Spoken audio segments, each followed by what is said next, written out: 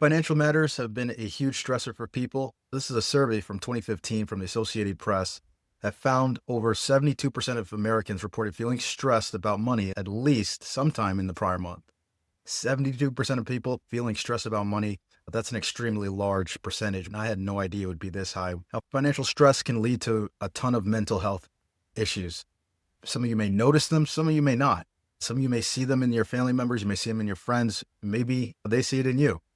Oftentimes we may not be conscious of it, but the physical symptoms of that financial stress can show up in a number of different ways. This is a survey from MarketWatch showing that 94% of people felt that they sacrificed their mental health to get by financially.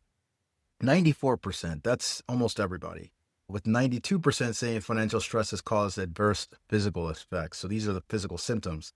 The loss of sleep is a huge thing. Headaches, just overall despair. These are the things that people are feeling and the physical symptoms that show up. But when we look at how we're going to fix these issues, a lot of people point at behavioral things. Let's work on things that we can shape with our behavior.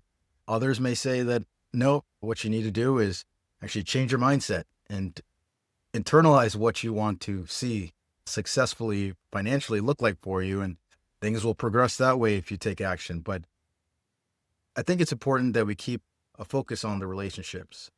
This was a survey around divorce. Certified divorce financial advisors from a survey back in 2012 found that the three leading causes of divorce are, number one, basic incompatibility, meaning that they can't get along.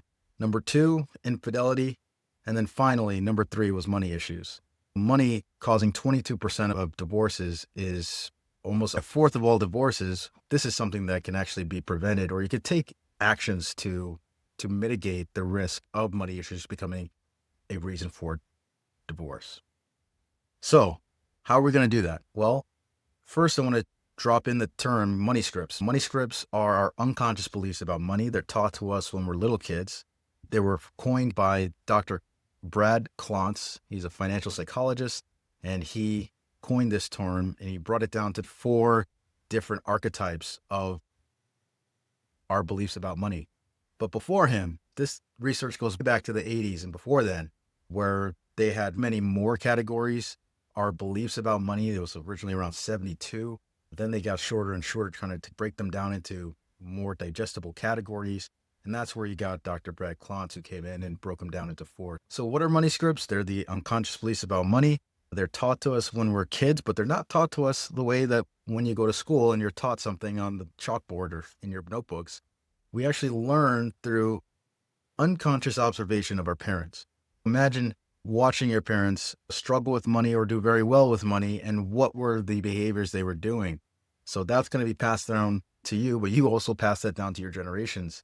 It's important to think back to how our parents were with money and how we have adapted some of those traits or have not. Now, those traits are linked to our financial outcomes, but many financial mindsets are developed implicitly. We don't just sit down and have a conversation with our parents. This is from a study back in 2024 from CNBC. They found that 56% of Americans said their parents never discussed money with them. Sitting down, saying, hey, this is what you should do with this amount of money. Here's what you should be investing in. Here's how you should be saving. Here's how your expenses should be. Here's what different investments look like and what type of accounts you should be opening and things like that. When we look at these 4 archetypes, the first one is money avoidance. These are the people who don't want to see the money. They don't want to talk about it. They want nothing to do with it. They think money is corrupting and evil, and it could be tied to religious beliefs. It could be personality. It could be whatever reason. Maybe their parents felt that way. So these people start to show symptoms in maybe not having a lot of money on hand or overspending just to get rid of the money. Impulse buying is a big thing. Going on Amazon and just flicking through and just buying because you got some money in the bank. Those types of traits are what ties back to money avoidance. Money worship is the archetype where these people tend to believe that money is the happiness and the solution to problems. They think that the more money they have, the more things they can buy, prioritize work over relationships. A lot of times they'll be working 60-hour weeks, but They just love having that money in the bank and that extra money coming in. They're also susceptible to giving or lending money even when they can't afford to. So when we look at people who like this, maybe in your life that you may know, this is a big thing to consider in terms of, do they rank high in money worship?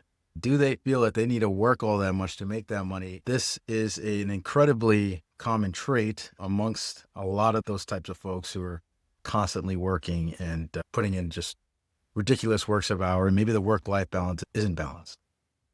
All right, so the third type is money status. So money status are people who have a strong emphasis on looking and feeling rich, okay? These people are a lot of times may not have come from very much and then they became wealthy, or they feel that they need that Rolex watch to feel like a status symbol. They may feel they need to buy that Ferrari to show off their financial success. This also leads to a lot of people who tend to overspend as well, maybe spend more than they can afford. A lot of them end up compulsive gambling as well. Imagine feeling like money is such a status symbol for you that you're taking large bets because that extra money, you just love it. You can't get enough of it. It's a never-ending hole, essentially, that they're trying to fill with that money. A lot of times when it comes to relationships, we see people hiding purchases. They may go out and buy stuff on a separate credit card that is not shared with their spouse. This is common with celebrities, but also people I've met in my day-to-day life. A lot of people fall under this. And finally, money vigilance. These are the most common people that I meet in my workshops and everyday life and clients that I work with. It's the money vigilant types. These people are stringent on their budget. They save every penny. They're watching every dollar that comes in and out. They do not take on extra debt. They avoid credit card use. They're extremely frugal, and it can go to a default. I find that in myself as well, where a lot of people who rank high in money vigilance, they tend to keep their fun money budget very little or non-existent. A way to overcome this is thinking about ways of setting up little vacations for your families, setting up monthly dates with your spouse, setting up ways that you can enjoy your money and not feel like every dollar being spent on entertainment or fun is a waste. This is extremely common, especially when we're in relationships.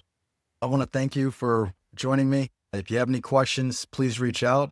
And if you're needing help with developing strategies to overcome some of the setbacks in your money scripts and your unconscious beliefs about money, please reach out and subscribe below. You can reach us at www.inthemoneyretirement.com. Thank you.